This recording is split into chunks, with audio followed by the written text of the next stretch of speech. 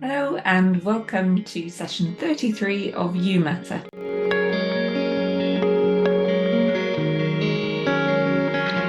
Hello. Yes, session 33, the last session of 2024. And that means that YouMatter has been going for almost 3 years, which I am so pleased about and quite proud of. And we've covered so many topics over the last few years, a lot of them led by me and what I assume people will be interested in, what people will find helpful, but a lot of them also driven by requests from coaching clients or people that I've met through my work as a physio and a coach. So I hope you have found the topics helpful.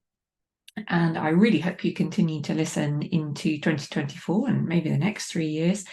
But do let me know what topics you would like included next year and what speakers you would like, or what guests you would like me to go and source, because this is your podcast and you matter. So today's episode is kind of the second session, well, it is the second session with Karli Gibson, who recorded a session with me last month about being, as she calls it, a neuro-spicy physio.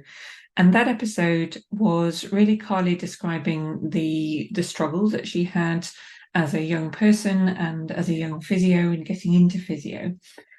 And this episode is more about the solutions that she found. If you are someone with neurodiversity or suspect you might be, then this episode is absolutely full of the solutions, the tips and tricks that Karli has found to make her world easier and her daily life easier. And if you are an employer or someone working with people with neurodiversity, which probably pretty much means everyone, then there's also some really useful insights from Karli's perspective as to the kind of things you might want to think about. And she talks very much, in fact, I think her strongest message is to stay curious, stay open, and stay flexible. So I hope you enjoy the episode. I will be back at the end and we'll have a little roundup there. See what you think. All right. Hello and welcome to this next episode of YouMatter, which is an episode 2. My last episode, my last session was an interview with Karli Gibson, and the subject of that was the early days of Karli's life and neurodiversity. Now, in case you haven't listened to that episode, Karli Gibson is a physiotherapist. She works for Bespoke Wellbeing with Claire Henson Bowen. She has diagnoses of ADHD and dyslexia.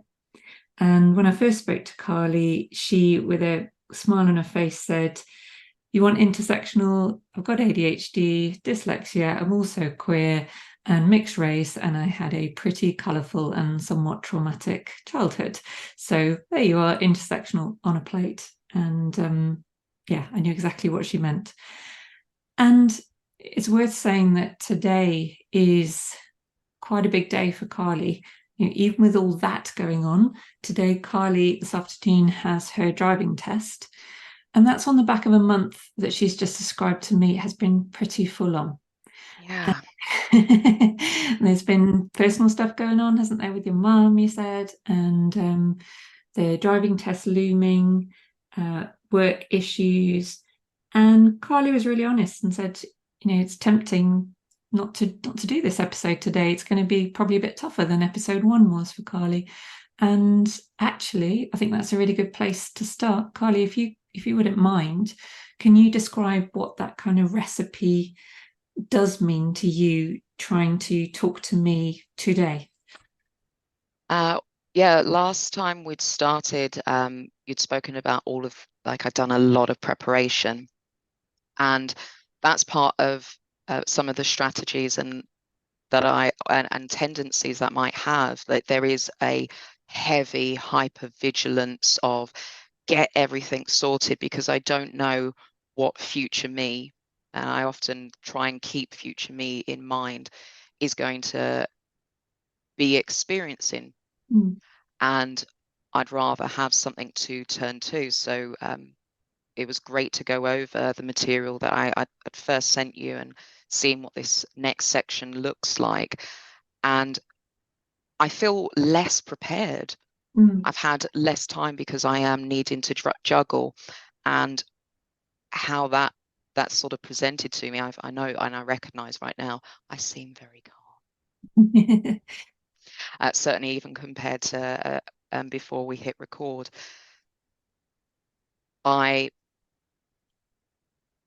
can read the feelings in me, that it feels like a lot of nerves. There's a lot weighing on this, the impression that I give to people, the context of what I say, that this is big. And some of the feedback I've had from the first show and those that have listened is, oh, you know, you're so brave. And I looked, and I know in that, you know, understanding that person and the context of our engagement was they're showing approval, that in what I didn't put myself out there. I was like, why is it brave?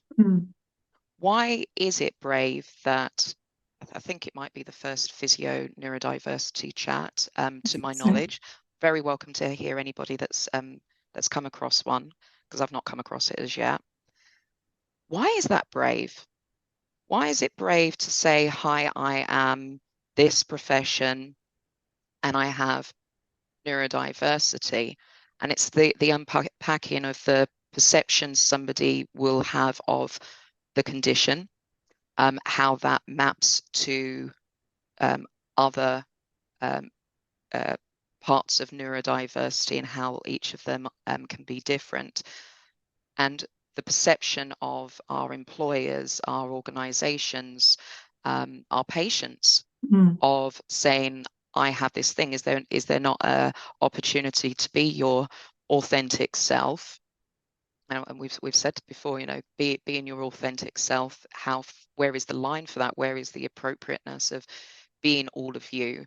And the challenges that come with understanding a bit more about yourself and trying to come to terms with it and accept it with as much love and compassion, while dealing with the ethicality, judgment, challenges that come with it, and the stigma, and preconceived ideas, the stereotypes of what is somebody with dyslexia, ADHD, autism, dyspraxia, dyscalculia going to have, because we're humans. We've got this brain that looks for patterns, stereotypes, so that we can try and fit that into the schema of our mind and our worldview.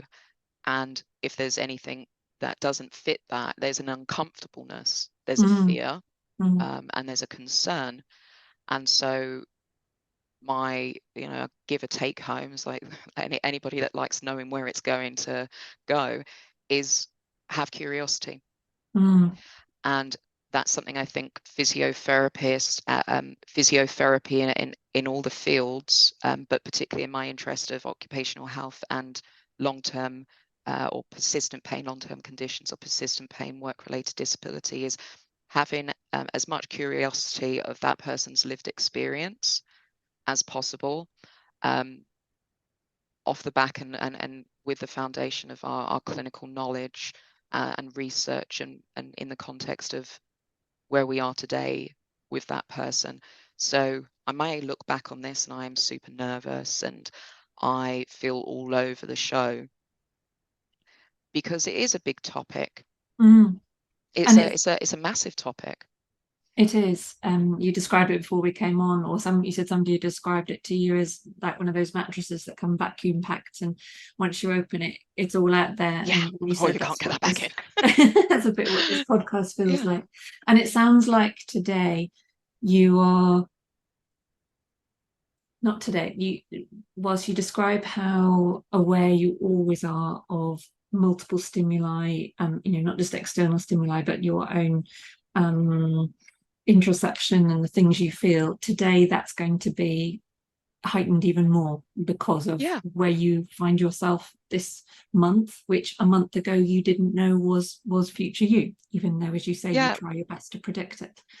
And so I've done things of I've reduced my my working time, so I've taken some time off around this, so that whatever the outcome of my driving test, and even I'm 37, I'm a Londoner, I have got away for a very long period of time of being a cyclist, and the reason why it's taken so long for me to do a driving test is, aside from being a physiotherapist and then having multiple occasions for me to go, I'm not driving. Can you see how often I've got this reality of being firsthand of, hey, how did you get your injury?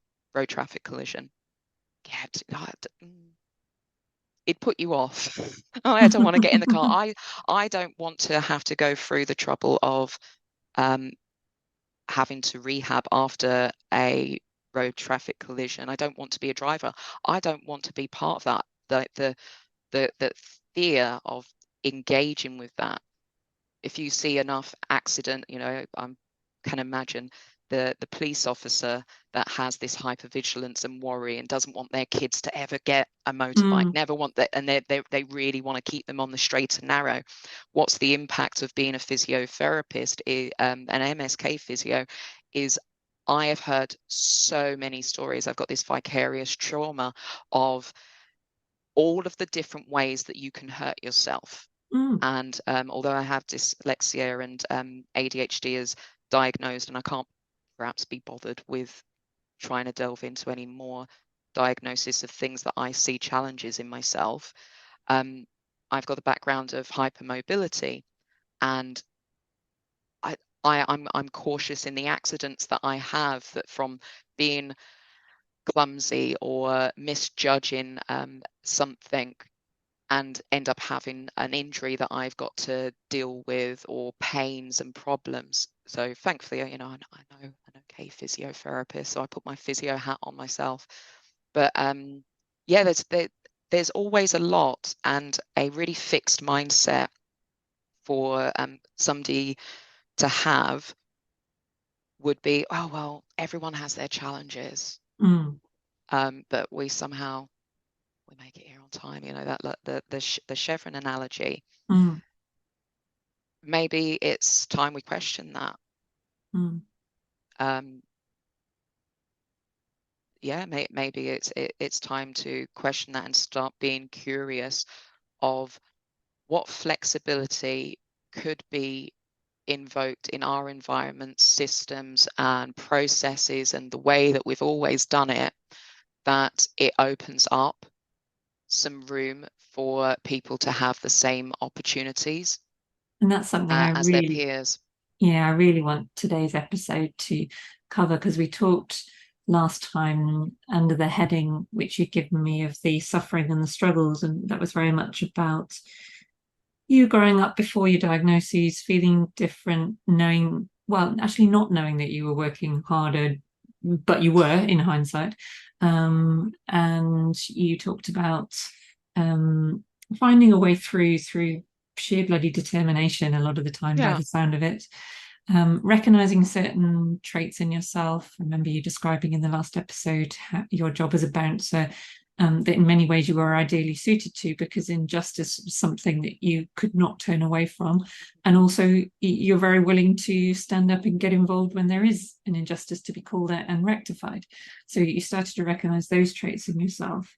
And then, although last episode was about suffering and the struggles, when we started talking about physio, some light started to come into the conversation, and you were describing how in many ways the clinician-patient relationship for you was somewhere that you suddenly felt you'd found a home, because it was an interaction that required curiosity and, to an extent, hypervigilance, and you almost have permission to exercise those traits. But that said, there's still a big conversation to be had around our workplaces, our clinical workplaces, and you and I have talked a lot privately about that. And I'd really like to, I guess, first of all, for the benefit of people listening who have diagnoses, are curious about diagnoses, and also employers, I'd love to know what sort of things make your day-to-day life better at the moment. What works? So but back from uni, the assistive technology, I love my technology. Mm. Uh, it has been extremely helpful. It started off with having access to Dragon Talk to Text so that I could get it out, because typing uh, wasn't as easy. Handwriting wasn't as easy. So getting my words out and being able to utilize the talk to text was amazing. Like, Mm. I love my Dragon to the nth degree. I got the version 13 back at uni, and then I had an employer that was kind enough to upgrade that to the 15 that I have now. So Dragon Talk to Text. I love my phone for its notifications. If it's not in a calendar, it doesn't exist. Mhm. So I've become really aware of all the usability features of Google, Microsoft. Microsoft have a fantastic already integrated accessibility within their 365 package, with which a lot of employers have have signed up to. So Mm. I recommend everyone to check out the accessibility pages of Microsoft. Within that, they've got tutorials. So things like Windows key and H, that'll bring up a Yeah. dictation straight up for you. Got an idea, just need to verbalize it. That's a way to do it. Dragon I like because it works across websites and so on. Websites, platforms, and it's far more integrated. There are glitches, and those trip ups make it really apparent of why I need those things. So if there is, if I don't have my charger and my computer is not running at its highest capacity, or if I have a laptop that has a low level of RAM, um, I know how to open up a laptop and upgrade its RAM. So of Mm. course, I was curious, and before I knew it, I'm learning how to take apart phones and computers, and so on. Then a high level of RAM is really quite important for all of the technology to run while I'm doing the tasks that I do. So I'm very often working from home, and I'll be doing video conference calls depending on the referral type.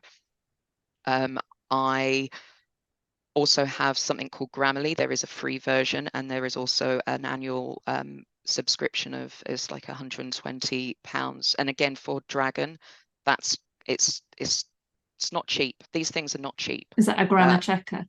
uh, Grammarly is. So Grammarly is a really great feature. So within their free section, and it works across all platforms, it works in all of the Microsoft documents as well, works on Google Chrome. And basically it will point out the spelling errors, but it also looks at the grammar, and it also looks at tone. And an interesting feature that I discovered in I believe it's in the premium, only in the premium, there is inclusive language. Oh yeah. I was like, wow, I didn't know that they did that. So there is actually a checker to say, has this piece of text use an inclusive language? So that might be interesting for anybody that's wanting to evaluate their website copy Yeah. there and so on. Then I've got my remarkable. So previously my analog status meant that I had a sea of notes. I really did love, and I've got my little pieces of paper that I've now just dropped everywhere. That I'd write my note and I put it in the bin. Oh, it felt good. So I got my little dopamine hit, maybe. What, when you've That done the I've task, you threw Yeah, the thing in the bin? I've done the task, or it's a reminder, and check inbox, go to my inbox organization. I've also got all of the timers and schedules. I've gone through lots of different approaches. I used to go through my day and I would set an alarm for 1 minute before a patient's time. Yeah, Then 5 minutes before the end, an alarm or something would go off so that I knew that I needed to be wrapping up. And then again, then 1 minute before the next thing. That was that was quite analog and not intuitive. right. So I tried exploring. I've got my little squares. Carly's just holding out some blocks for those of you that are listening rather than Yeah, watching. She's got some cubes with numbers on. yep. With it, So it's that's a a 5 timer. minute, and then it will confirm, and then in 5 minutes. So uh, if I'm waiting for something to happen, or I need to give myself like a mind break or a brain break, then I can utilize those. Um, So those are uh, just, sorry, Carly, to interrupt you, but those are just little timers for specific periods of yeah. time. So Okay. on each side, there's a neutral, and there is two blocks. One's red, one's white. The white one has 1 minute, 3 minutes, 5 minutes, and 10. And the red has 1 hour, 30, 20, and 15. And what are they called? If people wanted to. So this is made by Mint House, Minthhouz. I believe I got these on Amazon. They can be described as, I think, Pomodoro blocks or Pomodoro timers, but basically it's a timer. So I don't have to click buttons. I find my 10, Yeah, I stick that down, and a timer, and then it will go off brilliant. after 10 minutes. And it's a very quick and easy way for me to set a period of time for something. Um, Other technology is I have my workstation. I have to work at this workstation. I had lofty goals that I would be able to, you know, go to a cafe and write a report. Of course, privacy screen and making sure privacy and confidentiality is maintained. But I could, have a cup of coffee. Mm, No, no, can't do that. no. Brain did not like that one little bit. Was The that table was stimulus? too high, the seat was too low. I can't work on trains. I can't do the laptop on my edge. Nope, I can hear the conversation of somebody on the train, and I can sometimes find myself writing words that I hear. So I can't listen to music, can't listen to the radio while working. So Mm, things like it's really great to have, Heart 106.2 playing on the radio in the in the MSK clinic. gym, like keep the energy alive. Mm, And doesn't there's work. the news comes on, somebody's talking about it, there's an advert. I can't do that at all. I have automation. I love my automation, so I use Google Home. And I can say that I want to focus, and that sets a particular routine. So it knows that I want to focus. I'm at my workstation, and I've set through the if this and then that, and then if this and then that. And then I'll have a playlist that I've created on Spotify, play that's got no lyrics, no shuffle. It's the same tracks in the same order through my workday. And I can't, yeah, I wouldn't want to have any other type of music at all. And It just is handy for things like being in the kitchen and you're doing the washing up, or you've got your hands dirty doing the bins, and you realise we are out of bin liners, and so you can call out and add something to the shopping list. So it just makes life easier. I don't have to have a mm, piece of paper to go to the shops and remember what I need, because Google has that as my shopping list that everyone in the household can add to. I don't have to wait for somebody to tell me, and I get back and realize, oh, you forgot foil. No, it's on there. And I can also let others know that, yes, I picked up foil, and that clicks it off the list. Crikey, But Carly, I'm writing frantically because these things would improve my life massively yeah, as well. this is the thing. Like all of these are not for neurodiverse people. I have learned an awful lot about solutions. I love Mm, problem solving, so it's something to get my teeth into. I don't want to lose my keys or my phone. I do not want to drop my phone ever again. I don't want to leave my purse in the bathroom, in the bathrooms at a restaurant.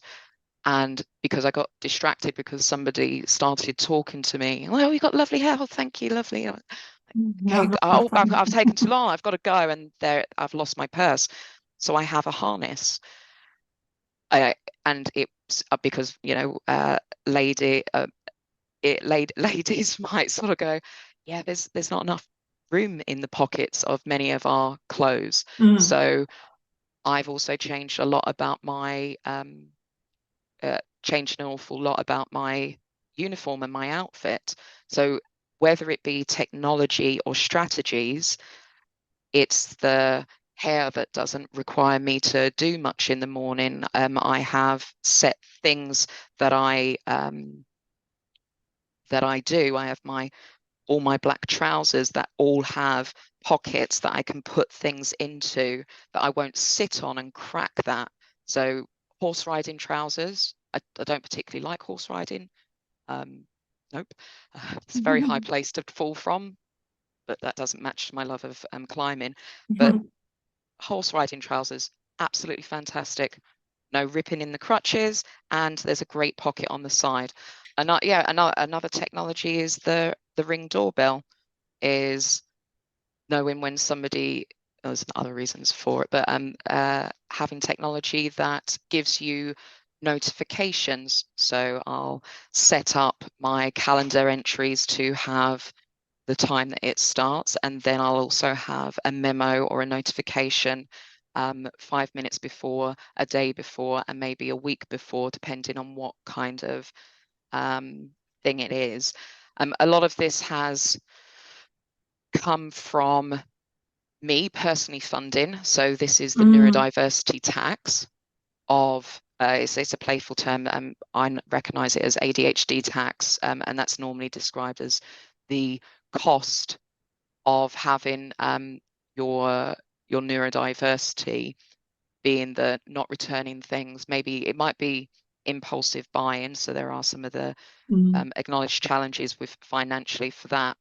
But having a hobby or an interest and buying all of the expensive equipment and then not using it, or not returning things Mm. that you wanted to, because before you know it, 7 days, 14 days have gone up, or you need to address that pile of things to go to the shop to return to Amazon, and you don't actually get round to doing it because nothing sort of works out for your scheduling and where you're going to be. So that all comes under notifications. You're creating reminders for yourself for those kind of things Yeah, constantly. it's a lot. It sounds a lot.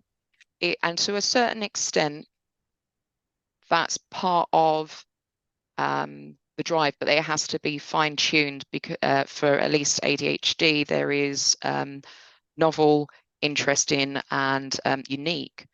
If it's not those things, it's probably going to be boring, and it's probably not going to give you the motivation to stick with it, or it will be extremely challenging, and that to do something monotonous and mundane.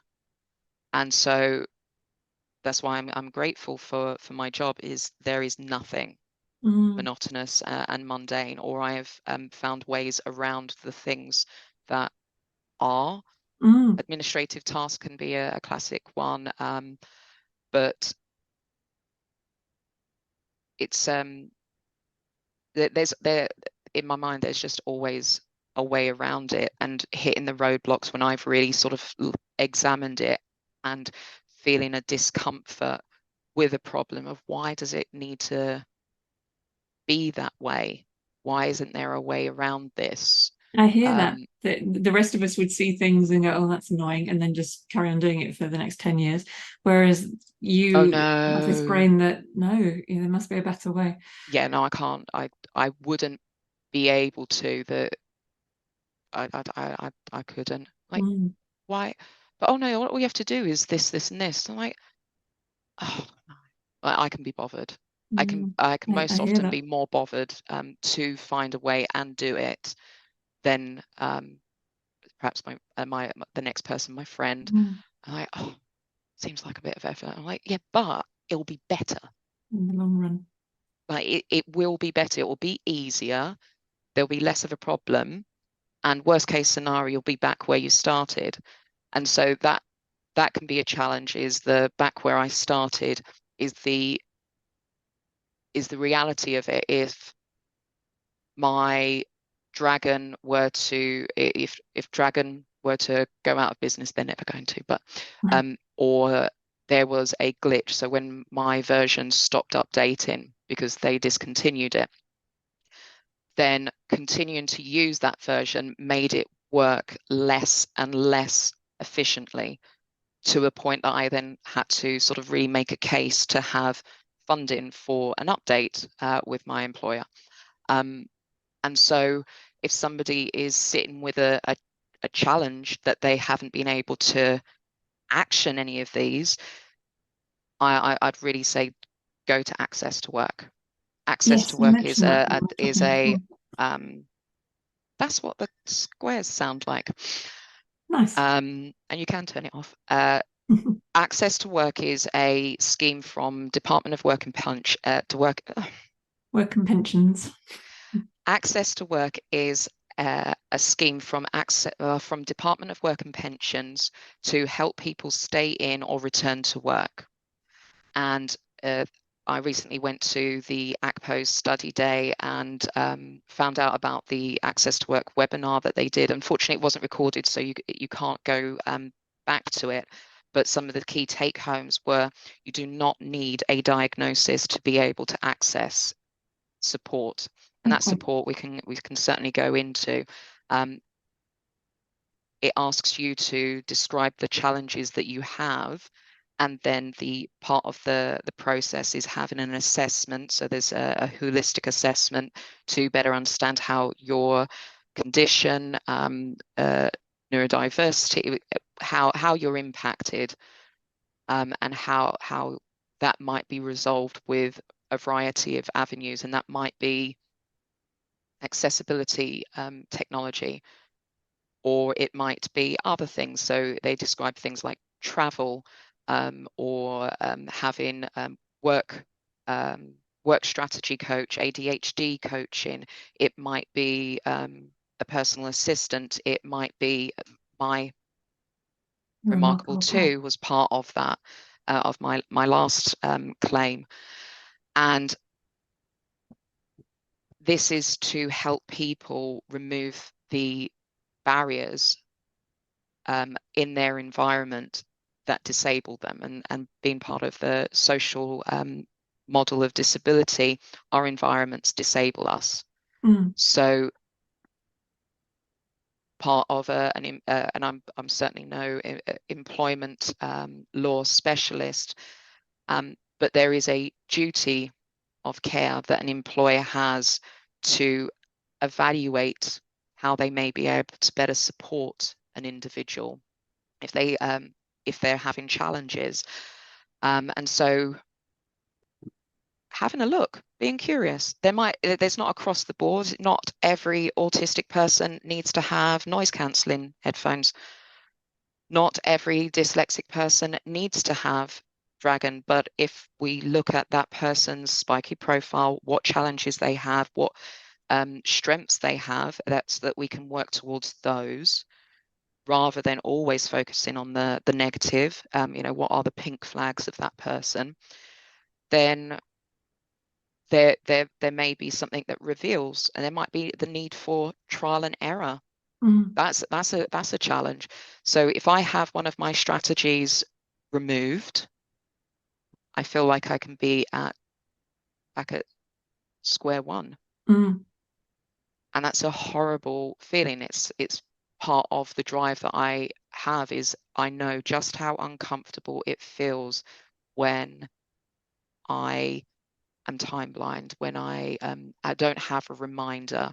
If I miss something or something falls off of my radar, that was part of the reason why I moved from analog. Is it wasn't feasible to have that. I needed to have something that couldn't be lost, or memos and writing in a notepad.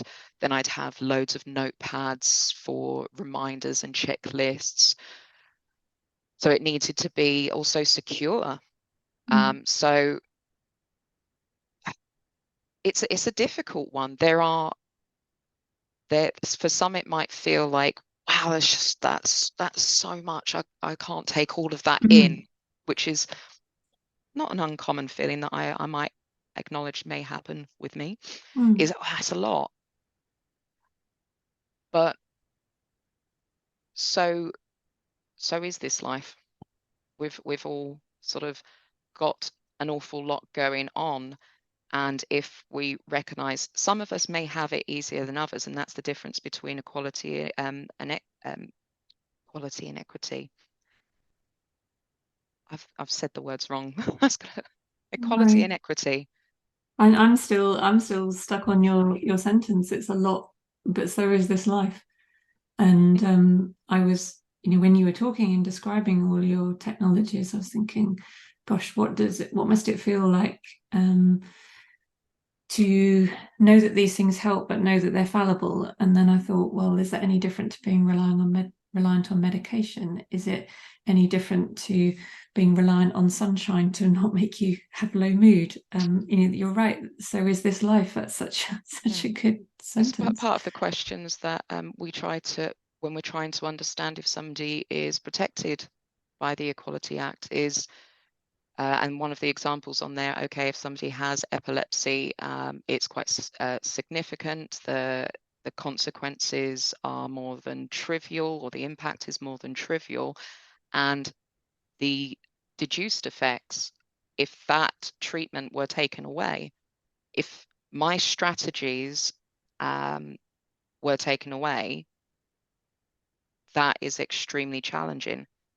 Or also, not just to live a life and to work and to be what's needed for my employer, for my patients, for my clients, for my family and partner.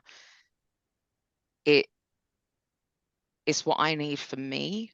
Yes. My deep dives of looking after myself. A simple example is, I brush my teeth twice a day. I don't particularly like the dentist. I really don't like getting fill-ins, because getting that fill-in is a very clear example that I've not taken care of my teeth. I've eaten too many sweeties, or I've not taken care of myself. I've eaten too many sweeties, and now I've got a tooth decay that could have been avoided if I'd taken said actions.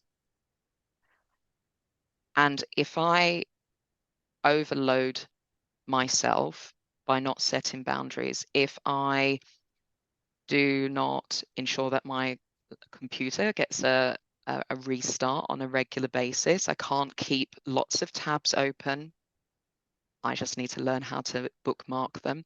If I keep my devices adequately charged and in good nick, and that I don't drop them or break them, if I look after me and my strategies, which include meditation, breath work, taking calm, reflection, potentially journaling, though I don't do that nearly as much as I'd like.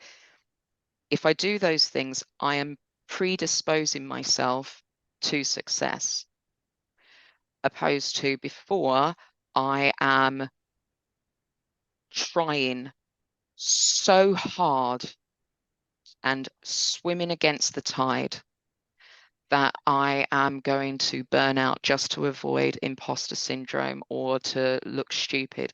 Now, that more of a compassionate approach than fighting and revolting and hating elements of myself or hating elements of the system, there is a radical reality and also self-compassion that I do this not because I have to. I do this because I choose to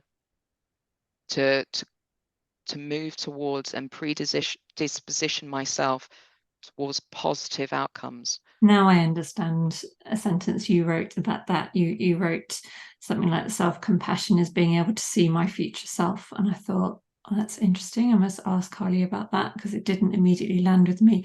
But I get that. So self-compassion, correct me if I'm wrong, but what I'm hearing now is for you, self-compassion is a willingness to see that future self and to hope for it and believe it's possible, and then to engage in activities that are more likely to make that happen. Yeah. And that in itself is like that's a massive,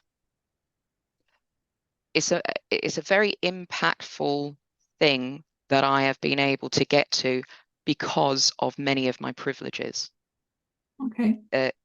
That I have had really great mentors, leaders, and that's a big part. I've also had a lot of therapy, a lot of therapy, and self-reflection, and many opportunities for self-reflection, forced or otherwise.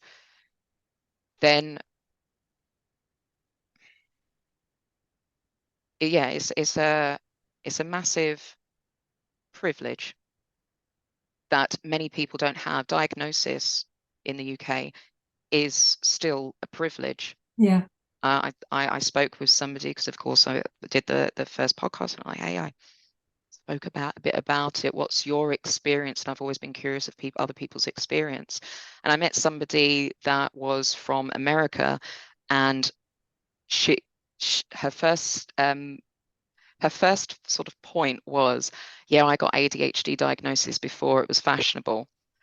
And I thought, that's an interesting one, because there's a lot of layers to that. Is setting I'm separate from this new cohort of people that we're at the time of this recording.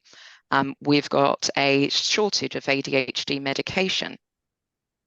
Yeah. And so for some, where I've spoken about, what if my computer didn't work? Where would I be? That's a strategy taken away. That's a treatment. That's an intervention taken away. Some have started on the path of medication, and this may be helpful for anybody that's not aware. And things started going well. It is effective. It is extremely helpful. And then the supply of that has reduced, and many do not have it. So they have, somebody described it to me as like, I got the help, I got the light, everything's going so much better that I have clarity of my mind to be able to focus, to be able to do the things that are fundamental to everyday life, through to I am achieving in my career. I've got this. And then that's taken away. Yeah. Heartbreaking. Yeah. Really, really heartbreaking. And it's really, really challenging, because you're sitting in a waiting game, trying to get the effective management, or you had it and now you can't have it. And that's a big disadvantage, and that would really rock someone's world. Absolutely.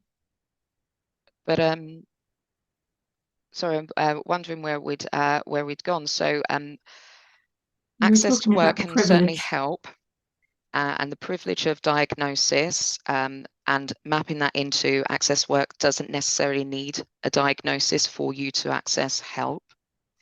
Then there's those that are trying, that have got a very, very long waiting list, for those that are suspicious that they have neurodiversity, which if you sort of engage and speak with those that do the assessments and provide the diagnosis, not many neurotypical people feel that they are neurodiverse. Okay. The proportion is quite small. Mm. And if not, we're hey for being a really great ally, and really really understanding and being open to that. But there are some that may have received a diagnosis and they don't align with the characteristics that has been portrayed in our society. And I'm like, I'm not autistic because I don't present as the Rain Man presentation of this stereotype. I'm not a savant. So the nuances, there's more awareness, and certainly ADHD and autism didn't used to mix, and now there's a term ADHD. Okay. So seeing how history has changed, there is a better understanding or emerging understanding of the experiences, diagnosis of people. And then there will be some that are struggling, that are fairly confident that they have the potential to be diagnosed with a neurodiversity, but the idea of getting that goes to why somebody said to me, "You're so brave." Yes. Why does it need to be brave to say who I am? Being a sit in dark, being being perceived, and not wanting to be perceived. There's lots of different strengths and challenges that are associated with neurodiversity, and when we've all had our training, our mandatory training to improve awareness of neurodiversity, and to a certain extent that has lent towards better understanding dyslexia. How do we communicate with our patients to make sure that they can engage with them for informed consent, health literacy? Are you saying when we have, in the hope that everyone will, not the assumption that everyone has? Well, in the future, in our cycles of mandatory training, autism or neurodiversity training is part of that. There is the online programs and such that that we can engage with. Part of that is also first aid. So we've got our GDRP mandatory training. We've got our cybersecurity mandatory training. There is this sort of host of mini courses, I suppose, that we do every year, 2 years, or 3 years, depending on the material, to say that we have engaged with that. Can I just interrupt you there, go Karli, because ahead, it's a good point, and I think it's I want to sort of perhaps settle. Well, before we were talking, you were talking to me about how your boss, Claire, you said you were actually very grateful for a post that Claire had put out on LinkedIn, asking for what kind of neurodiversity awareness training other employers had sought. And I remember you said to me, Claire could have asked me because I could have given her some resources. But what I really appreciate is that Claire was willing to say, you know, even I, as the head of bespoke wellbeing, I'm not sure that I've quite got myself where I should be. Can anyone, and you're almost sending that message, you know, I'm not quite there yet. Yeah, we don't want to. We as bespoke and with Claire, we want to help our understanding of neurodiversity in the workplace, because not just because we have somebody that's got neurodiversity as part of the team, which is great that they want to, but also for our patients, for our clients, to make sure that we don't miss the mark in inclusivity. The responsibility does not fall to me to be the ambassador of neurodiversity in my company, and it's never too late. And even myself, I want to learn more. I want to better understand, and I will never stop being curious of the different experiences of people, different experiences of physiotherapists, because their physiotherapy perhaps used to be quite I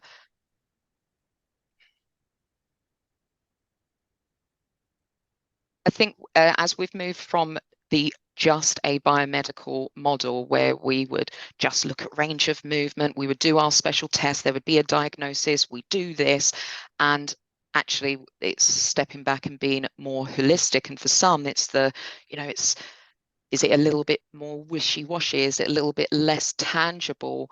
That the art of therapy is that connection with others, that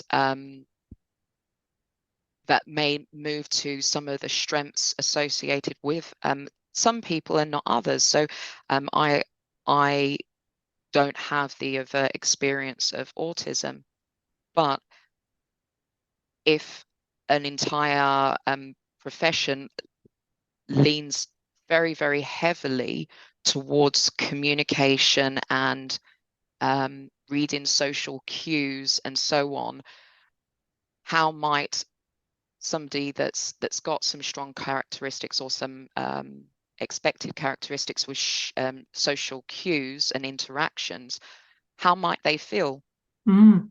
How do they experience? I'm very interested. I'd love to hear what it's like for someone with autism in physiotherapy. That was a question that was posed after the first episode. How might the modern experience of MSK be experienced by someone with neurodiversity? And I hear you giving the example of autism there and reading social cues. And then there's the flip side. Forgive me if my understanding isn't accurate here, Karli, but my understanding of ADHD, for example, is sometimes the empathy levels are so high that it's almost intolerable. And too much information is coming in that respect, and almost that there's a lot of information as in the experience of the human body. So it's whether it's information that I'm sourcing from somebody's dialogue and their narrative, but I am extremely aware of all things. And so there'd be a point where characteristically with ADHD, it might be, oh, that's really distracting. I'm trying to listen to my friend tell me a story about the recent antics of their kid in nursery, and my brain's connecting it to, so there's a lot going on in this innerverse. Then the waiter's coming over and they're going to be expecting our order in a moment and so on. Or in clinics, some people might experience, hey, those curtains don't provide much in terms of shutting us off from the rest of the clinic. So I may be trying to hone in and focus on someone in front of me, and I want to be able to do that. That's my purpose. This person is my bubble, my hyper focus right now. But I can hear 3 cubicles down, somebody's got tracksuit bottoms on. That the light above has got the strip has got a motor that is about to go, and it's been about to go for the last 3-4 weeks. And if only somebody would just replace the motor, because I know that because there was a light that had irritated me for a day and a half and I couldn't not deal with it. So I researched why would the light make a noise. So I now know those little motors and how you get them, and I won't mind grabbing the ladder, making sure it's safe, go and sort it out. put an order in, talk to facilities. Is there any problem with us sorting this out? I don't have a problem with advocating for something that needs to be solved. I will say my Grammarly is not sufficient. This technology is not sufficient. My laptop is too slow for me to work at my best. What is in my circle of control, and that's something that I learned from ADHD coaching. What is in my circle of control can sometimes feel to me much bigger than the next person, because part of that may be the communication. I have no problem with maybe ruffling a feather or two. I don't have problem with having a challenge to when someone's language or their statements don't match up to their body language. And when I've spoken with somebody that had said, oh, apparently I have problems with social cues, but I don't have problems with social cues. It's just that people lie. They don't mean what they're saying. That's a cool way to put it. It's just that I'm much better at telling when people are not being honest, or they're being deceptive, or when organizations are not being correct. It doesn't ride. And I know you've said before, if you're going to have values and espouse them in your company, then you better live by them, because we see you. Yeah. I imagine that the garden scene from Toy Story, and just take the toys. Be nice to your neurodiverse, because we see everything. I'm getting increasingly nervous as an employer. Well, tell me about that nervousness. Yeah, it's making me, well, throughout the course of this conversation, I have been listening to what works for you and thinking, okay, in a clinic situation, how much of this can I influence for somebody who's working in my clinic? And I know that you work predominantly at home, and you've described your workstation and how being in a different environment is quite challenging. So, I'm picturing my own clinic, knowing there are some rooms that are quieter than others. Thankfully, we don't have to deal with the curtain thing. We have got walls, but some of them are thin. I'm thinking about software. Thankfully, I had already learned from you to check that talk to text was an option. We're about to introduce a new management software system, and I was made sure I checked that. But that makes me think, okay, what else have I just glossed over as somebody being a bit awkward when they won't adopt a new system and everyone else seems fine with it? And can I actually, we do, maybe I'm getting less nervous as I talk myself through it. We give people a lot of flexibility around treatment times, and actually we don't question why. In our clinic, we do accept that people work differently and have different needs. But there is one thing you said that I've been thoughtful of, which is about 24-hour notes. Actually, just before we come to, I'm going to remind me in a minute if I forget, we're going to come to 24-hour notes. But why did I say I feel nervous? It was on the back of that values thing. Do you know what? Actually, we tried so many times as a company to create 4 values, and we came up with 4, and I can't remember what they are, about 5 years ago. And it's all right, values change. Yeah, they do. But also, my view was, if you get enough people in an organization, you're going to get such diversity, not about whether people think certain value names sound like a good idea. You can get to the point where people buy into things as a good idea, but to find things that are really meaningful in a really heartfelt way, such that they will continue to live by them and remember them, and well, just that they will be really meaningful to every individual, is quite tricky. And so, maybe I'm not nervous in that we don't overtly espouse values, and therefore we're not betraying them. But I don't know, I'm talking myself into a rabbit hole here, I think. So no, I'm not nervous that we are inauthentic, but maybe I'm nervous that the messaging isn't clear. So where with wanting to have an inclusive workspace for your employers and customers, there is one side where it's behavior, and one side where it can be legislated. You must. And then there is a point of finding where is my obligation and where is my choice to really embody that. Mm. That's a And great. Can I pause you there, because that's another great phrase, and I'm going to remember that one. And people out there, I hope you will too. Where is their obligation and where is their choice? That's such an important thing to remember. uh, and it can be scary because when you look at the practicality, like, yes, okay, we want to have an inclusive workplace. I want to invite people, new talent.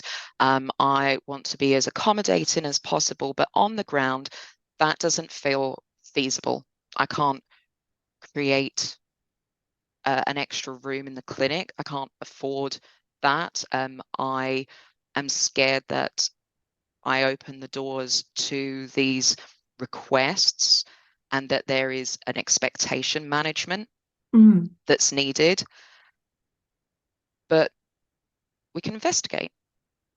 Like, we can go and investigate. We can have a little look at what that might be, because that setting up the process that we will ask, and obviously not everybody wants to declare their challenges, and that is perhaps another kettle of fish.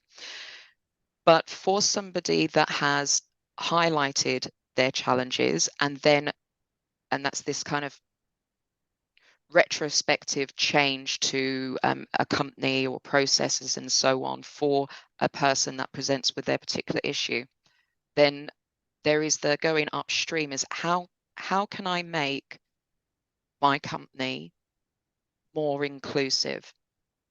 And it might not be that you have this humongous menu of all of the things that you can do. You can have noise cancelling, you can have your own room, you can have a room with doors, you can have more time for your patients, more time for your notes, because there is a bottom line. You need to make a profit. Yeah. So there is a balance of that, and that can be really scary because some of these things take time. You need to have a conversation, which takes time.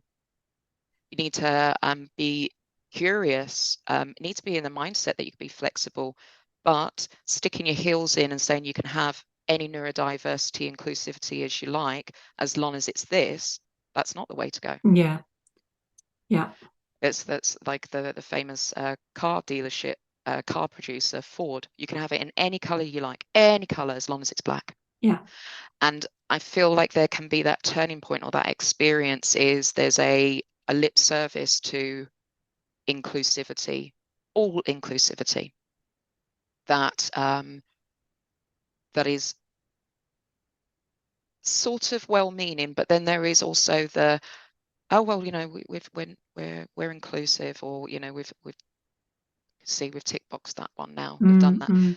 It if the drive behind it is to meet an obligation, then the values is to check box and not get in trouble. Yeah. Which I think we fall into in so many areas, don't we? And it's almost like the more legislation or checkboxes that are introduced, the more likely we are to default into that and away from curiosity and flexibility. What are the things that you are measured on? And so if we are looking at being able to get as many patients through the door, assessed and discharged as possible, and that is the measure by which your client or your company is marked on, then there's going to be an approach to get up that mountain. Yeah. And that can be a bit of a problem. I spoke about, being in a system to get people through the system. If it's just about getting from someone A to B on the conveyor belt, whether that intervention gives sustainable change and makes a tangible difference to the person, that they better understand their condition, their presentation in the context of their life, and feel that they have all of the buzzwords for what we do, self-efficacy, that they feel like they can cope. If at the end of it they still have the condition, or it's not going to go away, such as within pain, persistent pain programs and interventions. If you only measure somebody's pain at the beginning and end of the program, then your efficacy of what you do is measured by the wrong mark. What are the new measures that a company could look to better evaluate the impact that being inclusive has on their company and clients? That leads you naturally to your meaningful values.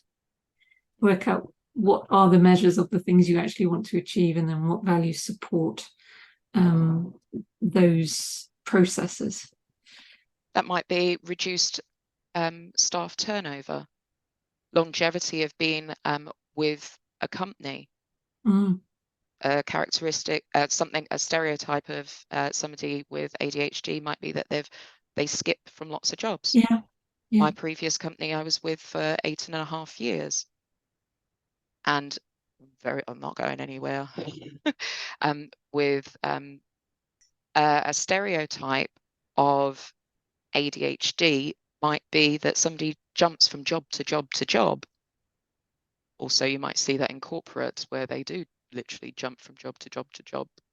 But if you want to see your talent stay, is maybe find out what would make them stay.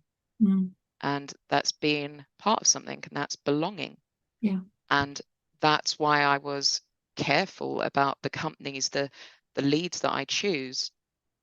And I get to meet those where in interviews, and I can get a sense like, you do what's right. They're good eggs. And how can we as a profession encourage good eggs? How do good companies continue to be good from the inside and out? Genuinely authentic.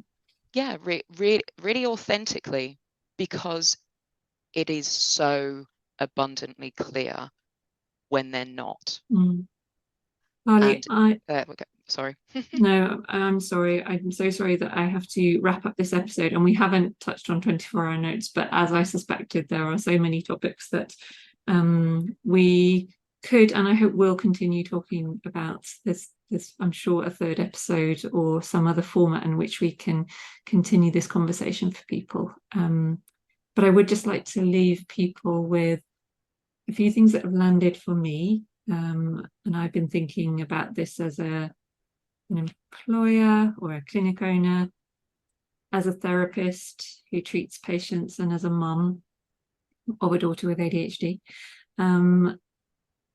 And I repeated them when you said them, but things that really landed for me were when you said, it's a lot, but so is this life. I think I'm going to write that on my window. Remembering where you have obligation and where you have choice. And what you just said, do what's right. These people are good eggs. They want to do good things for your company. Do what's right. Make sure your company is good on the outside and the inside. And on top of that, Karli, you've left people, particularly those with neurodiversity, with a whole list of things to investigate: the technology, Grammarly, the Remarkable Pad, the timers, using asking for things at work like talk to text, changes to the room environment if that's possible, talking about timings of the way you work, just making sure that, as you say, you are working out what things are in your control. Yeah, circle of control. Circle of control, yeah. Maybe reducing that to the things that I know you've referenced the book The One Thing, and I'm a fan of that as well. Absolutely. I just scrolled to the bottom of my notes, and I wanted to really highlight that this book, The One Thing by Gary Keller and Jay Papasan. There's little videos, but their big take home is, what's the one thing I can do such that by doing it, everything else will be easier or unnecessary?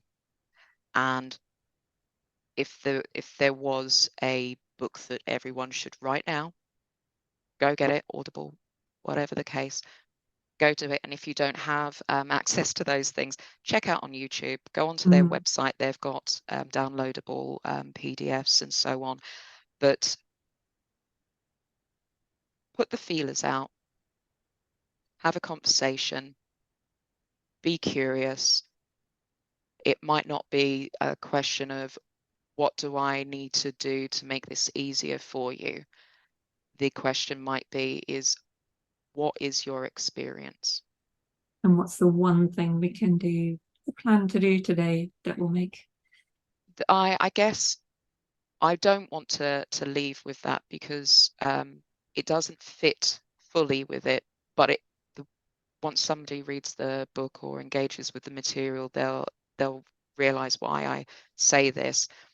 It is this evaluation of all the information available to you to better understand what would be the most impactful thing for you to do at any particular point.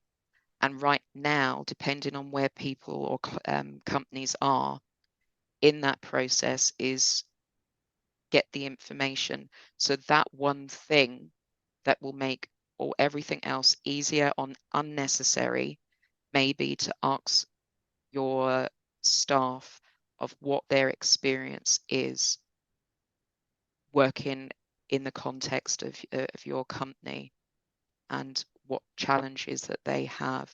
Once you understand the challenges, you've got a problem list. We all know how we work on those. Thank you for explaining that further, and thank you so much for doing these 2 episodes, and thank you in advance for many wonderful things which are now going to come from you. And best of luck this afternoon in your driving test. And oh gosh, sorry, you'd forgotten. You'd forgotten. I'm so sorry. I just brought that straight back in the room. I might have been hyper focusing on you there.